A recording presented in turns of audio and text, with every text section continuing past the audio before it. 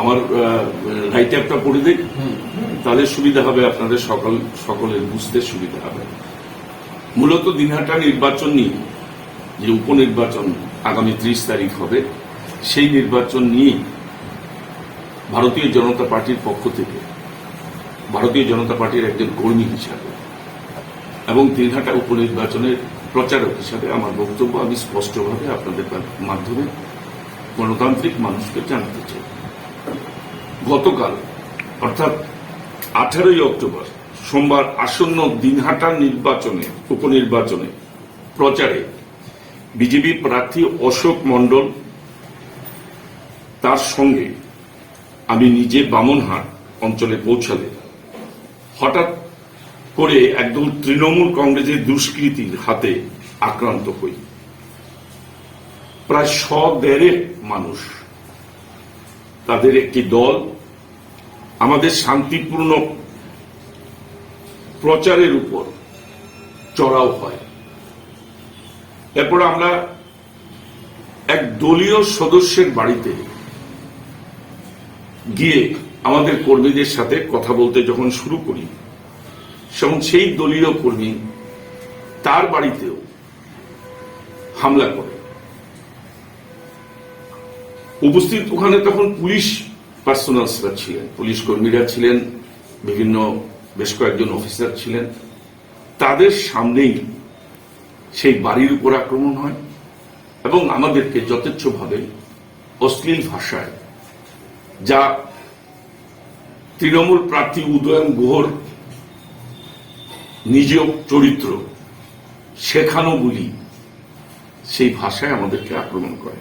সবচেয়ে বড় আশ্চর্যের ব্যাপার যে বাংলার পুলিশ, মাননীয় মুখ্যমন্ত্রীর পুলিশ সেখানটায় পুতুলের মতো দাঁড়িয়ে থেকে এই সমস্ত ঘটনা তারা উপভোগ করেন, কোনো বাধা দেওয়ার কোনো চেষ্টা করেননি। আমরা যখন প্রচারে বিভিন্ন দোকানে দোকানে, বাড়িতে বাড়িতে অশোক মণ্ডলকে নিয়ে যখন প্রচারে যাই, তখন প্রায় 100 উচ্ছৃঙ্খল তৃণমূল কর্মী একদিকে উদয়ন গুহর নামে জয়ধ্বনি, অপরদিকে আমাদের নাম ধরে গো ব্যাক স্লোগান থেকে শুরু করে যথেচ্ছ অশ্লীল ভাষায় গালাগালি তো হয়েছে। সবচেয়ে আশ্চর্যের ব্যাপার যে আমার মতো একজন বর্ষিয়ান বা অশোক মণ্ডলের মতো একজন বর্ষিয়ান মানুষকে তারা শারীরিকভাবে পর্যন্ত নির্যাতন করে।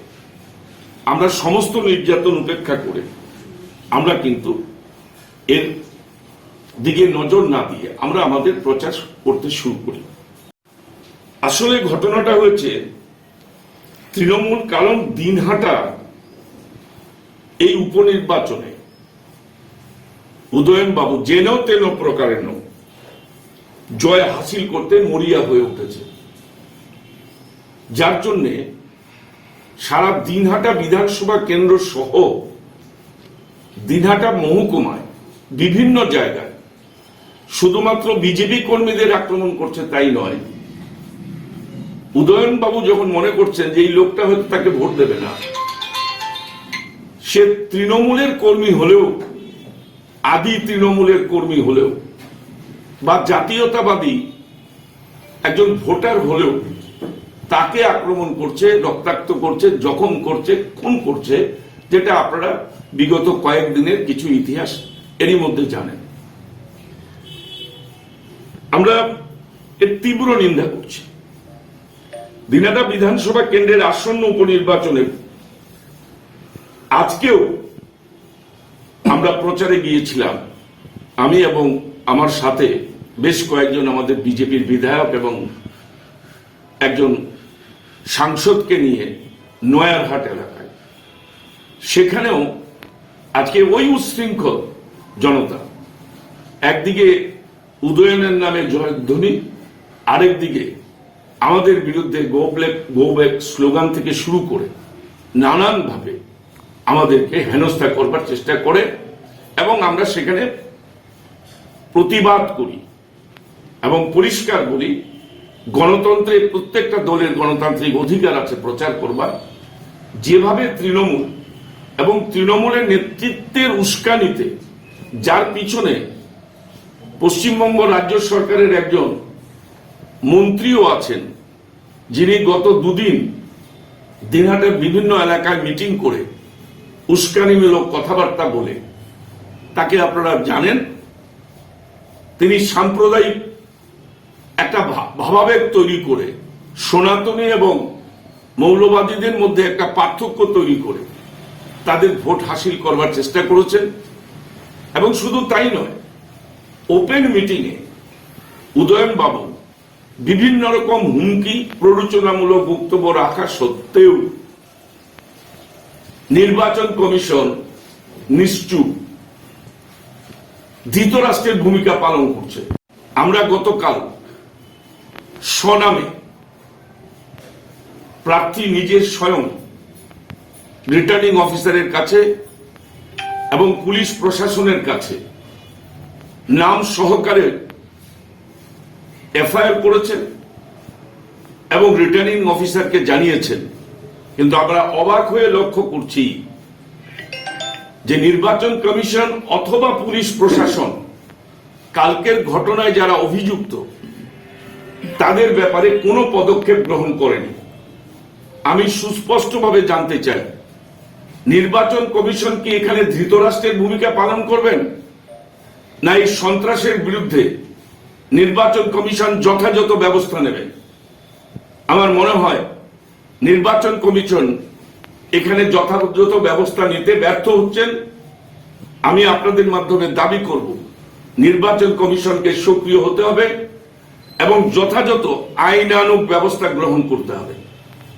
আমরা আজকেও ঘটনার বিবরণ দিয়ে আমরা যেমন রিটার্নিং অফিসারকে আমাদের প্রার্থী অশোক মণ্ডলের নির্বাচনী এজেন্ট, তিনি আজকে আমাদের যে বক্তব্য সেটা জমা দেবেন আজকের ঘটনার, এবং তার সাথে সাথে নির্বাচনের যিনি অবজারভার হয়ে এসছেন নির্বাচন কমিশন থেকে এবং যিনি পুলিশ অবজারভার হয়ে আসছেন নির্বাচন কমিশন থেকে, তাদের কাছেও আজকে আমাদের প্রতিবাদপত্র জমা দেওয়া হবে।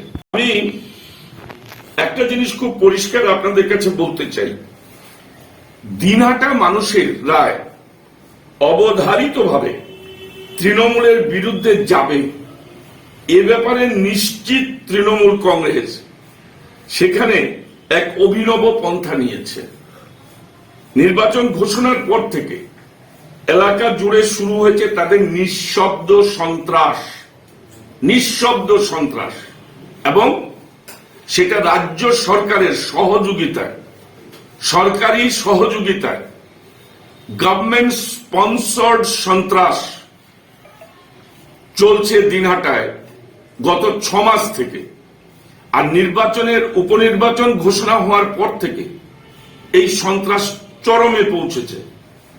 বিজেপি কর্মীদের, পদাধিকারীদের, বিভিন্ন মণ্ডলের নেতাদের বাড়ি বাড়ি গিয়ে তাদেরকে ভয় দেখিয়ে আসা হয়েছে।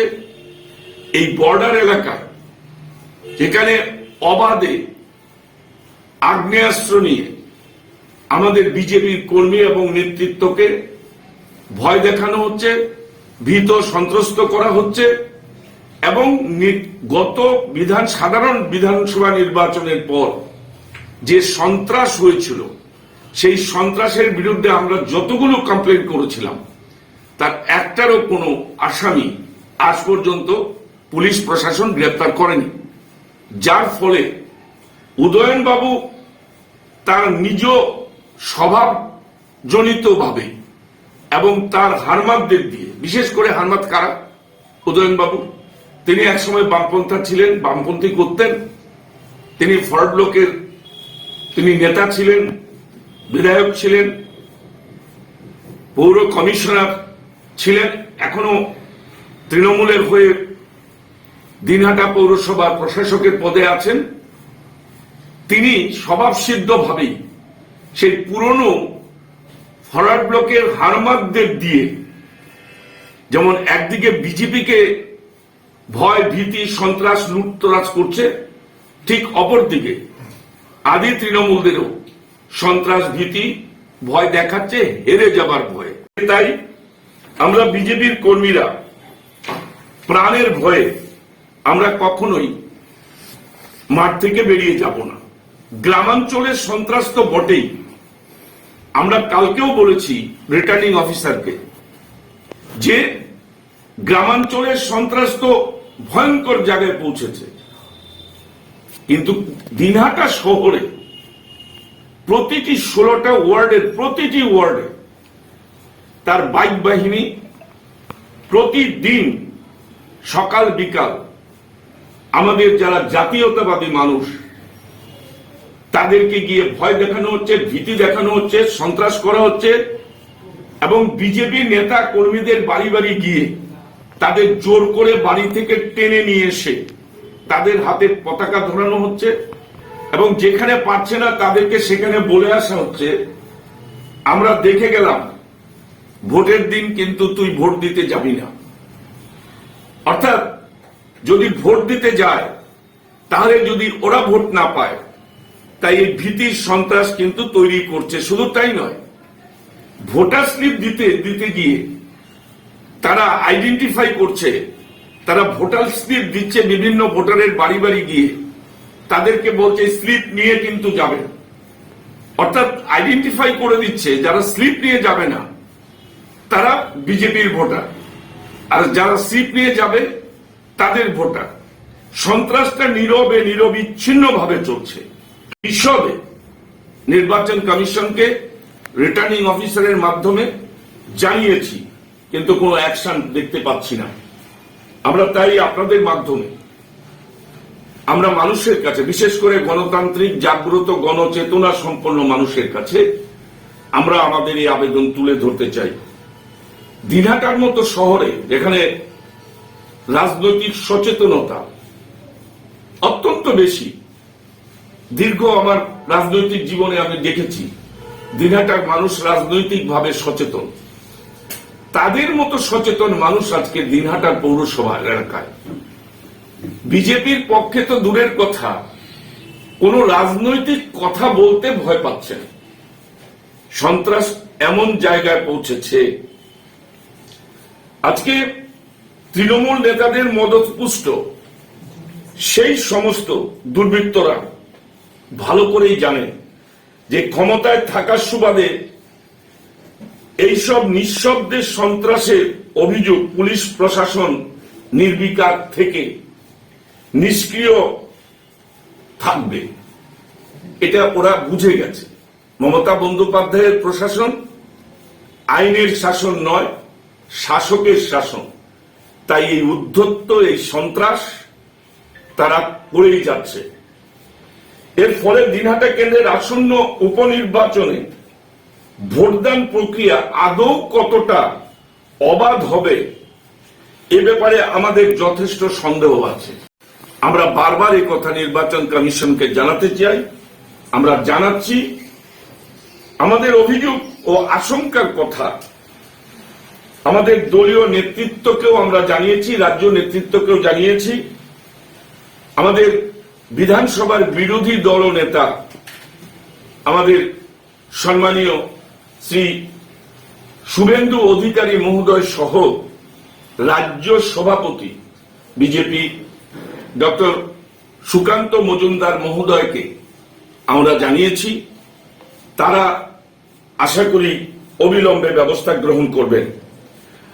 আমরা যে কথা আপনাদের বললাম, আজকের ঘটনা আরেকবার প্রমাণ করে, আজকে যখন সকালবেলা আমি এবং আমরা আমাদের প্রার্থী অশোক মণ্ডলকে গিয়ে নিয়ে নয়ারহাটে যাই, সেখানে যেভাবে বিরাট পুলিশ বাহিনীর সামনে কোভিড রুলকে অমান্য করে মিছিল করে আমাদের প্রচারে বাধা দেওয়ার চেষ্টা হয়েছে, সেখানেও আইন থাকা সত্ত্বেও, আইন প্রশাসনের হাতে থাকা সত্ত্বেও সেই আইন প্রয়োগ করা হচ্ছে না। তাই আমার একটাই পরিষ্কার কথা, এই অত্যাচারী সন্ত্রাসের নায়ক জাতীয়তাবাদী মানুষকে খুন এবং জাতীয়তাবাদী মানুষের বাড়িঘর ভাঙচুর থেকে লুটপাট করবার নায়ক উদয়ন গুহকে গণতান্ত্রিক জাগ্রত গণচেতনা সম্পন্ন দিনহাটা বিধানসভা কেন্দ্রের মানুষ গত বিধানসভার নির্বাচনে যেমন পরাস্ত করেছিলেন, আবার তারা এগিয়ে আসবেন এই অত্যাচারী, অরাজনৈতিক, প্রতিহিংসা পরায়ণ, জাতীয়তাবাদী বিরোধী, তোষণকারী, দোধেল গাইদের নিয়ে সন্ত্রাস সৃষ্টিকারী এই ধরনের নেতাকে পরাস্ত করবেন। চাই এই দুধের গাইদের নিয়েই তৃণমূল চলছে। বাংলাদেশে ঘটনা আমাদের নতুন করে ভাবাচ্ছে। আমরা যারা সনাতনী মানুষ তারা কোথায় যাব? বাংলাদেশের যারা সংখ্যালঘু মানুষ তাদের উপর দেবী দুর্গার পুজোকে কেন্দ্র করে যে অত্যাচার হয়েছে, যেভাবে খুন জখম হয়েছে, যেভাবে সন্ন্যাসীদের উপর আক্রমণ হয়েছে, কোথায় মমতা বন্দ্যোপাধ্যায়? তিনি নাকি নিজে বারবার বলেন বিভিন্ন মন্ত্র উচ্চারণের মাধ্যমে, যদিও মন্ত্র ভুল বলেন, মন্ত্র উচ্চারণের মাধ্যমে বারবার প্রমাণ করবার চেষ্টা করেন তার ব্রাহ্মণ কুলে জন্ম, তিনিও একজন বড় হিন্দু।